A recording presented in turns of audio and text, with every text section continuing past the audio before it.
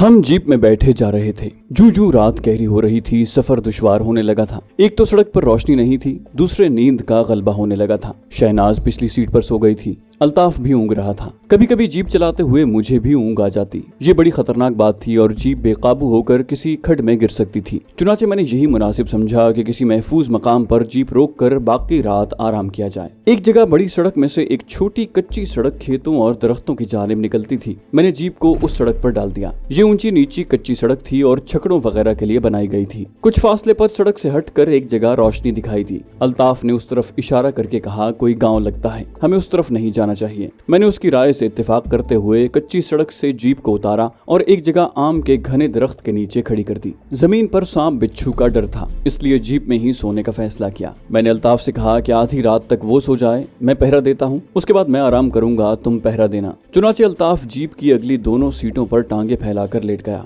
मैं Sten gun लिए पहरा देने लगा। थोड़ी ही देर बाद उस नौजवान पाकिस्तानी लेफ्टिनेंट के खर्राटों की आवाजें आने लगी। मैं सोचने लगा, खुदा जाने पंजाब में मुकीम इस नौजवान के माँ बाप के दिल पर क्या गुजर रही होगी। वो अपने बेटे की जिंदगी के लिए किस खुशू और खुजू से दुआएं मांग रहे होंगे। ऐसे सैकड़ों नौजवान थे जिनकी जिंदगियों के लिए पाकिस्तान में दुआएं मांगी जा रही थी। किसी को उनके मुस्तकबिल, उनकी जिंदगियों के बारे में इल्म नहीं था। आसमान पर सितारे टिमटिमा रहे थे। शहनाज पिछली सीट पर गहरी नींद सो रही थी। बदकिस्मत दुल्हन मशरकी पाकिस्तान के खूनी इनकलाब के सैलाब में अपने शौहर की मौत के बाद तिनके की तरह बह रही थी। मैं सोचने लगा कि इसकी वजह से हम भी मुश्किल में फंस सकते हैं। अगरचे वो मर्दाना लिबास में थी, मगर ये नाकाबिल एतबार हुलिया था। वो पहचानी जा सकती थी, हम उसे अपने से अलग भी नहीं कर सकते थे। मैं उसे अपने साथ ही बर्मा की सरहद पार करवाना चाहता था। मैं उस तरफ देखने लगा जिधर रोशनी हो रही थी। ये किसी लालटेन की रोशनी थी। अंधेरे में मुझे 2-3 झोंपड़ियों के धब्बे से नजर आ रहे थे। ये कोई गांव नहीं था, 2-3 झोंपड़ियां थी जहां बंगाली किसान रहते थे। मुझे नींद आ रही थी, मगर मैं ड्यूटी पर था। मैंने घड़ी देखी, रात के 12:15 बज रहे थे। हम चारों तरफ से दुश्मन के घेरे में थे। पाक फौज हथियार डाल चुकी थी। जाहिर है वो भारतीय फौजियों की कैद में थी। मुक्ति बाहिनी ने इंडियन फौज के साथ मिलकर हर तरफ कत्ल व गारतगरी का बाजार गर्म कर रखा था। हम इंडियन वर्दियों में जरूर थे, मगर हमारा भांडा किसी भी वक्त फूट सकता था। आसपास झाड़ियों में झींगर बोल रहे थे। नींद पर गलबा पाने के लिए मैं चल फिर कर पहरा देने लगा। रात अगरचे खुन्क थी, मगर हब्स हो गया था। मेरा दिल नहीं चाहता था कि अल्ताफ को गहरी नींद से जगाऊं, मगर मेरा आराम करना भी जरूरी था। मैंने 2 बजे उसे जगा दिया। वो हड़बड़ा कर उठ बैठा। उसके मुंह से निकल गया, अम्मा जी। वो ख्वाब में शायद अपनी माँ से बातें कर रहा था। मुझे सामने देखकर उसने कलमा शरीफ पढ़कर मुंह पर दोनों हाथ फेरे और बोला, ख्वाब में अम्मा जी मेरे सर पर प्यार कर रही थी। मेरी आंखों में आंसू आ गए, मगर मैं इन आंसुओं को पी गया। अल्ताफ अकबर मेरी जगह पहरा देने लगा और मैं जीप की अगली सीटों पर लेट गया। फौरन ही नींद ने मुझे अपनी आगोश में ले लिया। मेरी आंख उस वक्त खुली जब अल्ताफ मेरे कांधे को आहिस्ता आहिस्ता हिलाते हुए कह रहा था, आमिर भाई उठो, दिन निकलने वाला है। मैंने देखा आसमान पर सुबह की जुमुर्द रोशनी फैली हुई थी। ठंडी ठंडी हवा चल रही थी। शहनाज अभी तक बेसुध पड़ी थी। मैंने अल्ताफ से कहा कि हमें इन झोंपड़ी वालों से हाथ मुंह धोने के लिए पानी और कुछ खाने पीने का सामान हासिल करना होगा। शहनाज भी जाग गई थी। हमने उसे साथ लिया और झोंपड़ियों की तरफ चल दिए। हल्की रोशनी फैल रही थी। 2 बंगाली किसान धोतियां बांधे एक झोंपड़ी के बाहर बैठे नारियल का पानी पी रहे थे। उनमें से एक की चुग्गी दाढ़ी थी। मैंने आहिस्ता से कहा, ये मुसलमान लगते हैं, लेकिन खबरदार, इन्हें अपना राज न बताना। एक धोती पोश दुबली पतली उधेड़ उम्र की औरत झोंपड़ी की एक जानिब बैठी चूल्हे में आग जला रही थी। 2 भारतीय फौजियों को अपनी तरफ आते देखकर बंगाली उठ खड़े हुए। उन्होंने माथे पर हाथ रखकर हमें सलाम किया। उन दोनों में एक जवान और एक पक्की उम्र का था। दोनों दुबले पतले और कमजोर थे। मैंने टूटी फूटी उर्दू में कहा, हम भारतीय फौजी हैं, हमें हाथ मुंह धोने के लिए पानी और कुछ खाने को चाहिए। मेरे लहजे के तहक्कुम से वो सहम गए। उनमें जो बड़ा था उसने अपनी बीवी को झरिया कहकर आवाज दी। ये नाम हिंदुओं का था, मगर बूढ़े बंगाली की दाढ़ी बता रही थी कि वो मुसलमान है। फिर ख्याल आया कि मशरकी पाकिस्तान के मुसलमान अपनी बीवियों और लड़कियों के 2 नाम रखते हैं, एक मुसलमान का और दूसरा हिंदुओं वाला। उसकी बीवी ने हमारे लिए जमीन पर चटाई बिछाई। मैंने मुंह हाथ धोने के लिए पानी मांगा तो बूढ़े बंगाली ने एक तरफ दरख्तों में इशारा करके बताया कि उधर एक तालाब है। पहले मैं तालाब पर गया। वो एक छोटा सा तालाब था जिसकी सीढ़ियां पानी में उतर गई थीं। इस किस्म के तालाब मशरकी पाकिस्तान के देहातों में आम होते हैं। मैंने हाथ मुंह धोया, फिर अल्ताफ को भेज दिया। वो वापस वापस आया तो शहनाज को तालाब पर जाने का इशारा किया। शहनाज खामोशी से उधर चल दी। उसका लिबास तो बंगाली लड़कों जैसा था मगर चाल औरतों जैसी थी। मैंने महसूस किया कि बूढ़ा बंगाली उसकी तरफ मशकूक नजरों से देख रहा है। हमने नाश्ता किया। बूढ़े बंगाली की बीवी ने कालक लगी केतली में हमारे लिए चाय बना दी। मालूम हुआ कि मेरा अंदाजा दुरुस्त था, ये एक मुसलमान बंगाली कुंबा था। थोड़ी देर बाद झोंपड़ी के अंदर से एक खुशशक्ल नौजवान बंगाली लड़की निकल आई। वो हमें खौफजदा नजरों से देखती हुई अपनी माँ के पास चली गई। बूढ़े बंगाली ने डरते डरते बताया कि ये उसकी बेटी है। वो हमें बातों में लगाकर हमारी तवज्जो अपनी बेटी की तरफ से हटाना चाहता था। मैंने उसे पूछा कि भगोड़े पाकिस्तानी फौजी तो यहाँ नहीं है। उसने एक गहरी सांस लेकर बताया कि इधर जितने पाकिस्तानी फौजी थे सबको इंडियन फौज गिरफ्तार करके ले गई है। मैंने जेब से इंडियन करेंसी के 20 रुपए निकाल कर बूढ़े को दिए। उसने लेने से इनकार कर दिया। वो अभी तक खौफजदा था और उसने अपनी लड़की को इस दौरान में इशारा करके दूसरी झोंपड़ी में भेज दिया था, क्योंकि मुक्ति बाहिनी और इंडियन फौजी बंगाली लड़कियों को भी अगवा करके ले जाते थे। मैंने जबरदस्ती उसे 20 रुपए दिए और उसका शुक्रिया अदा करके चले ही थे कि एक तरफ से फौजी जीप आती दिखाई थी। मैंने अल्ताफ की तरफ देखकर उसे होशियार रहने का इशारा किया और शहनाज से कहा कि वो दरख्तों के दरमियान खड़ी अपनी जीप में जाकर बैठ जाए। शहनाज चली गई। जीप हमारे करीब आकर रुक गई। ये किसी बंगला रेजिमेंट की जीप थी और उसमें 4 मुक्ति बाहिनी के गुंडे सवार थे। उन्होंने राइफलें थाम रखी थी। उनमें से एक जीप में ही बैठा रहा, दूसरा जीप से उतरकर खड़ा हो गया। 2 मुक्ति बाहिनी वाले हमारी तरफ बढ़े। वो मुस्कुरा रहे थे। उनकी वर्दियां मुक्ति बाहिनी की थीं और आंखों से वहशत और दरिंदगी टपक रही थी। उन्होंने हमें सलूट किया और टूटी फूटी उर्दू में कहा कि वो लोग यहाँ मुर्गियां और अंडे लेने आए हैं। मैंने वहां ठहरना मुनासिब न समझा और अल्ताफ को साथ लेकर वापस अपनी जीप की तरफ चल दिया। हमारे लिए उन लोगों से दूर रहना ही बेहतर था। दरख्तों के झुंड में हमारी जीप खड़ी थी। मैं जीप स्टार्ट करने ही वाला था कि किसी लड़की की चीख सुनाई दी। हमने दरख्तों के दरमियान से देखा 2 मुक्ति बाहिनी वाले झोंपड़ी में से उसी जवान लड़की को घसीटकर अपनी जीप की तरफ ले जा रहे थे। दिन की रोशनी चारों तरफ फैल चुकी थी। बंगाली बूढ़ा और उसका बेटा हाथ जोड़कर रहम की भीख मांग रहे थे। लड़की की माँ अपनी छाती पीट रही थी। मैं स्टेन गन लिए उछलकर जीप से उतरा और अल्ताफ से कहा, मुझे कवर देना। 2-4 छलांगों में दरख्तों के झुंड से निकलकर झोंपड़ी से चंद कदमों के फासले पर मैंने खुद को जमीन पर गिरा दिया और एक हवाई ब्रस्ट मारकर चिल्लाया, इस लड़की को छोड़ दो। मुक्ति बाहिनी वाले रुक गए। जो जीप के पास खड़े थे उन्होंने फौरन पोजीशन संभाल ली। उनका लीडर अंग्रेजी जबान में चिल्लाया, तुम इंडियन सोल्जर्स की हमने मदद की है। हम न होते तो तुम लोग पाकिस्तानियों से हथियार नहीं डलवा सकते थे। अब हमें लूट मार क्यों नहीं करने देते? तुम भी तो लूट मार कर रहे हो। मैंने भी अंग्रेजी में जवाब दिया, सुअर की औलाद, इस लड़की को छोड़कर यहाँ से चले जाओ नहीं तो मैं फायर खोल दूंगा। उन्होंने लड़की को छोड़ने से इनकार कर दिया और मेरा चैलेंज की परवाह किए बगैर उसे अपनी जीप की तरफ घसीटने लगे। जो आदमी जीप के पास पोजीशन संभाले हुए थे उन्होंने मुझ पर फायरिंग शुरू कर दी और इससे पहले कि मैं फायर करता पीछे अल्ताफ अकबर तड़ातड़ गोलियां बरसाने लगा। वो खालिस फौजी था और उसका निशाना कभी खता नहीं जा सकता था। उसकी स्टेन गन के पहले ब्रस्ट ने ही उन दोनों को भून डाला जो जीप के पास पोजीशन संभाले हुए थे। दूसरे दोनों लड़की को छोड़कर जमीन पर लेट गए। अब दोनों तरफ से फायरिंग होने लगी थी। लड़की भागकर झोंपड़ी में छुप गई। गोलियां तड़ातड़ करती मेरे ऊपर से गुजर रही थी। मैं कोहनियों के बल रेंगते हुए बाएं जानिब एक दरख्त की ओट में आ गया। अकब से मेरा साथी बराबर फायर कर रहा था। उसे ये फायदा हासिल था कि वो निशाने की जद पर नहीं था। उसने दरख्त की एक शाख पर चढ़कर नीचे जमीन पर गोलियां बरसाईं तो उस जगह से मिट्टी उड़ी जहां दोनों मुक्ति बाहिनी वाले लेटे हुए थे। उन्हें हालात की संगीनी का एहसास हुआ तो वो रेंगते हुए अपनी जीप की तरफ बढ़ने लगे। अल्ताफ अकबर की गोलियां उनके इर्द गिर्द बरस रही थी। जो ही एक मुक्ति बाहिनी वाला उठकर जीप की ओट लेने के लिए दौड़ा, गोलियां उसकी कमर में घुस गईं।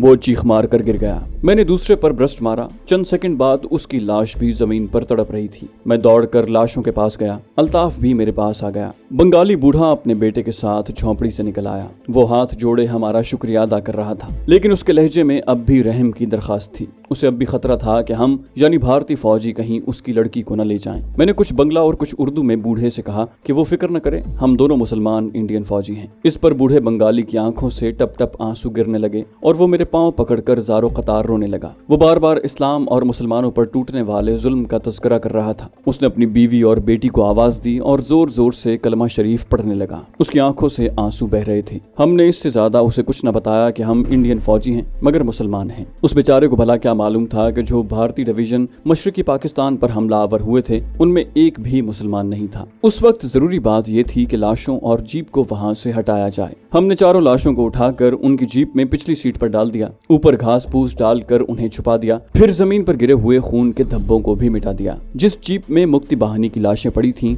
उसे मैं ड्राइव कर रहा था। मेरे पीछे पीछे अल्ताफ अकबर शहनाज को लिए जीप में चला रहा था। बड़ी सड़क पर आने की बजाय मैं जीप को दरख्तों में से निकाल कर एक ऊंची जगह पर ले गया जहां नीचे गहरी खाई थी। जीप को लाशों समेत खाई में लुढ़काने से पहले मेरे दिल में ख्याल आया कि जीप की तलाशी लेनी चाहिए। हो सकता है कोई ऐसी शय हाथ आ जाए जो फरार में हमारी मदद कर सके। अल्ताफ अकबर अपनी जीप पीछे रोककर मेरे पास आया। जीप के डैशबोर्ड में ताला लगा हुआ था। हमने पत्थर मारकर ताला बल्कि डैशबोर्ड ही तोड़ दिया। अंदर कुछ कागजात और मशरूब का फ्लास्क पड़ा हुआ था। इस फ्लास्क के पीछे एक काली जिल्द वाली पॉकेट बुक रखी थी। ये पॉकेट बुक ऐसी थी कि उसको भी ताला लगा हुआ था। मैंने पॉकेट बुक जेब में रख ली और जीप को लाशों समेत खड्ड में लुढ़का दिया। खड्ड में गिरते ही एक धमाका हुआ और जीप शोलों की लपेट में आकर जलने लगी। हाईवे पर हमारी इंडियन फौजी जीप फराटे भरती चिटागोंग की तरफ जा रही थी। रास्ते में हमें कई भारतीय ट्रक और जीपें मिली, लेकिन किसी को हम पर शक न हुआ। दोपहर को हमने सड़क के किनारे एक रेस्टोरेंट से खाना लेकर खाया और आगे बढ़ गए। अल्ताफ अकबर का ख्याल था कि चिटागोंग बंदरगाह है, वहाँ इंडियन फौजों की नकलो हरकत ज्यादा होगी, इसलिए हमें शहर में दाखिल होने की बजाय किसी जंगल में से सरहद की तरफ बढ़ना चाहिए। मैं उस मुकफ्फल पॉकेट बुक का भी जायजा लेना चाहता था कि उसमें आखिर ऐसी कौन सी बात है कि उसे ताला लगाया गया है। अभी शाम नहीं हुई थी कि एक बड़े शहर के मज़ाफात शुरू हो गए।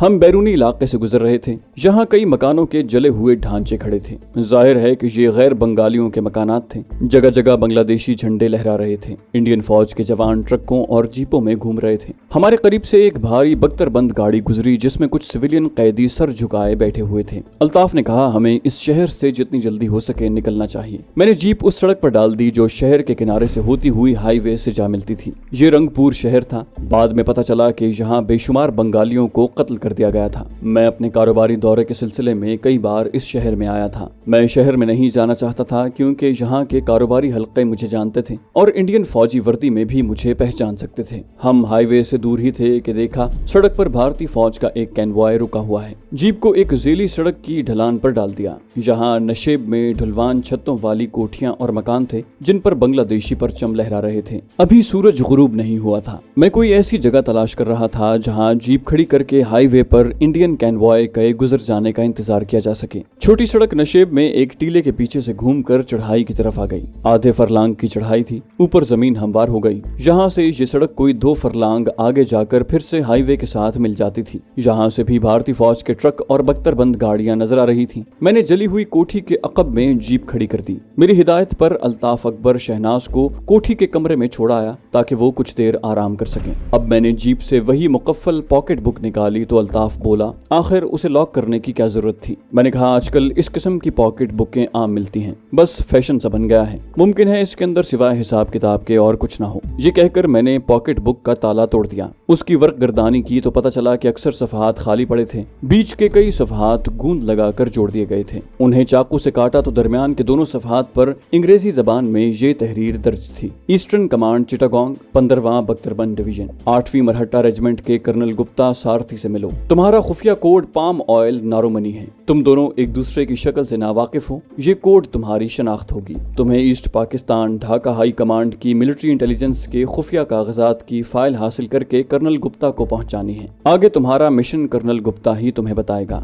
किसी इंडियन फौजी अफसर को भी तुम्हारी सरगर्मियों का इल्म नहीं होना चाहिए। ये टॉप सीक्रेट मिशन है जिसके लिए तुम्हें मुक्ति बाहिनी के भेस में ढाका भेजा जा रहा है। पाकिस्तान आधा खत्म हो गया है, उसके दूसरे बाजू को भी हमेशा के लिए खत्म करने के लिए इस मिशन की तकमील बहुत जरूरी है। कर्नल गुप्ता को तुम्हारे बारे में बता दिया गया है। वहाँ तुम्हारा कोई नाम नहीं होगा। तुम इंडियन फौज के एक आम हवालदार होगे। कर्नल गुप्ता तुम्हें जिस नाम से पुकारेगा वही तुम्हारा नाम होगा। गुड लक पाम ऑयल नारोमनी। ये भारत की मिलिट्री इंटेलिजेंस की कोई टॉप सीक्रेट तबाहकुन स्कीम थी जिसकी मदद से भारत पाकिस्तान के मशरकी बाजू को काटने के बाद अब मगरबी पाकिस्तान को भी खत्म करने की तैयारी कर रहा था। एक सेकंड के अंदर अंदर मैंने फैसला कर लिया कि इस नापाक मंसूबे को हरगिज कामयाब नहीं होने दूंगा और उसे मुकम्मल तौर पर तबाह करने की कोशिश करूंगा। ये एक हैरत अंगेज इत्तेफाक था कि इस खुफिया मंसूबे का मुझे सुराग मिल गया था। ये ताईदे इज़्ज़ती थी और मैंने पाकिस्तान की बका पर अपनी जान तक कुर्बान करने का अहद कर रखा था। ये पाकिस्तान के खिलाफ भारतीय इंटेलिजेंस की कोई घिनौनी साजिश लगती है, मगर हम क्या कर सकते हैं। हम तो खुद इस मुल्क में अपनी जानें बचाते फिर रहे हैं, अल्ताफ ने कहा। मेरे दिल में क्या था, मैंने क्या फैसला किया था, इस सिलसिले में अल्ताफ अकबर को उस वक्त मैंने नहीं बताया।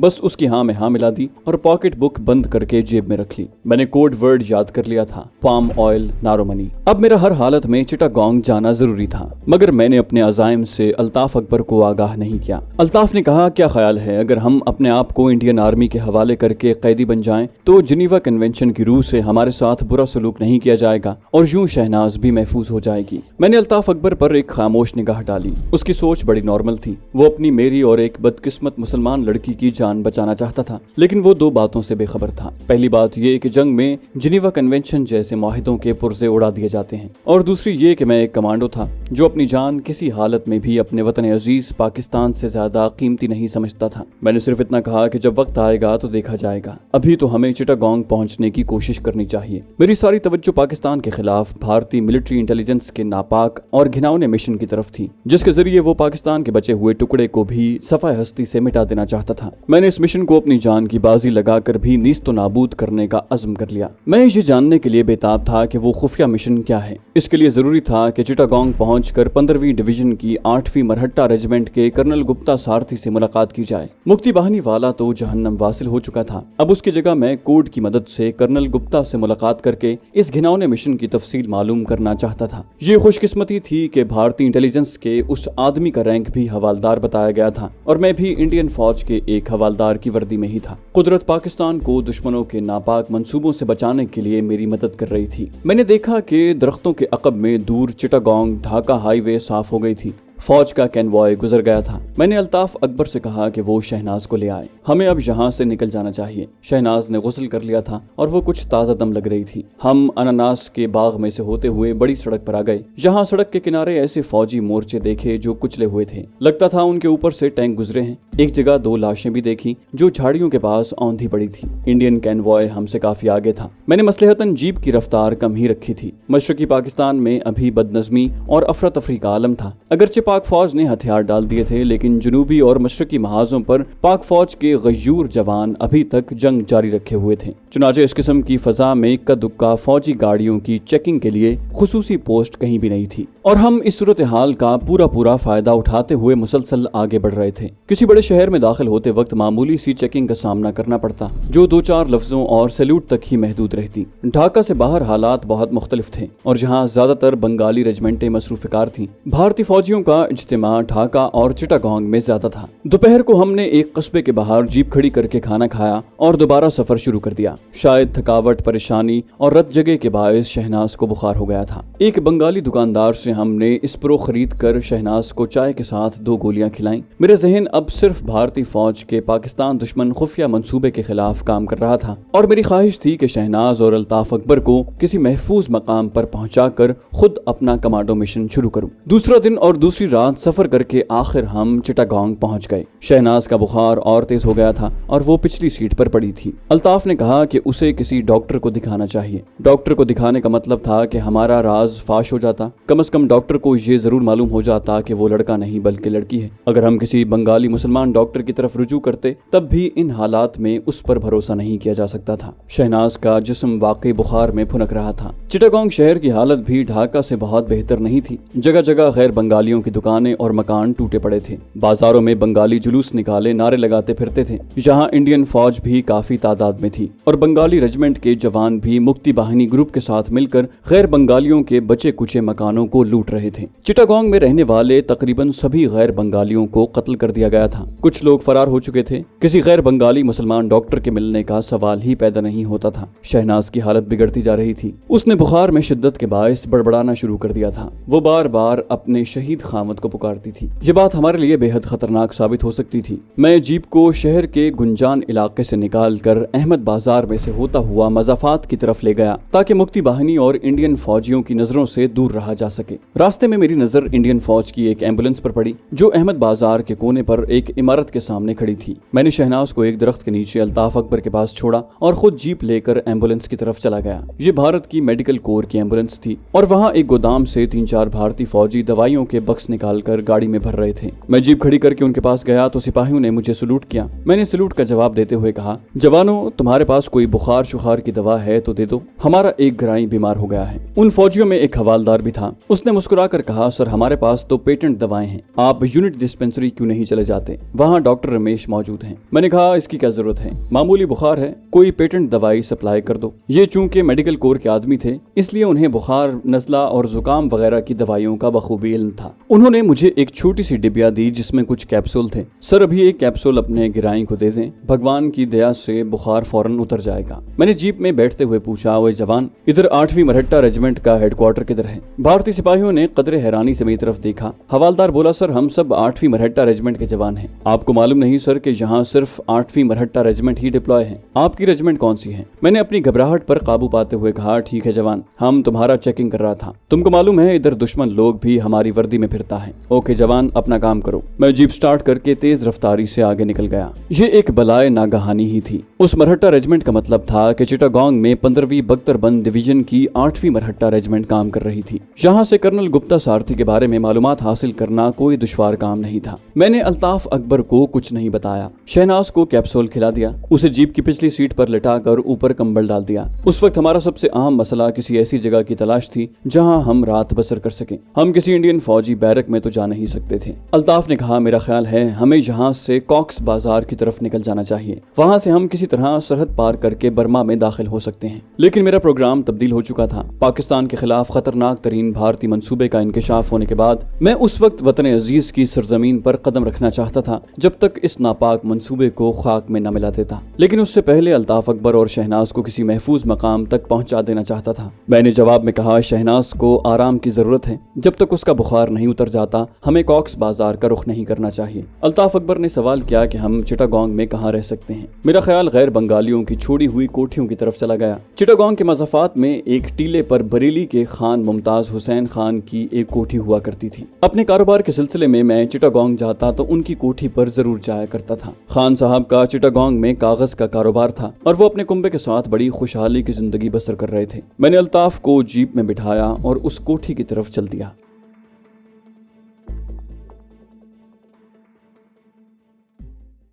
तो दोस्तों, ये थी हमारी आज की एपिसोड। उम्मीद करते हैं आपको हमारी कहानी पसंद आई होगी। जाने से पहले इस वीडियो को लाइक कीजिए और शेयर करना मत भूलिए। कमेंट करके हमें बताइए कि आपको हमारी वीडियो कैसी लगी। और अगर अभी तक आपने इस चैनल को सब्सक्राइब नहीं किया तो इसे सब्सक्राइब कीजिए और बेल आइकन दबाकर ऑल नोटिफिकेशंस ऑन कर लीजिए।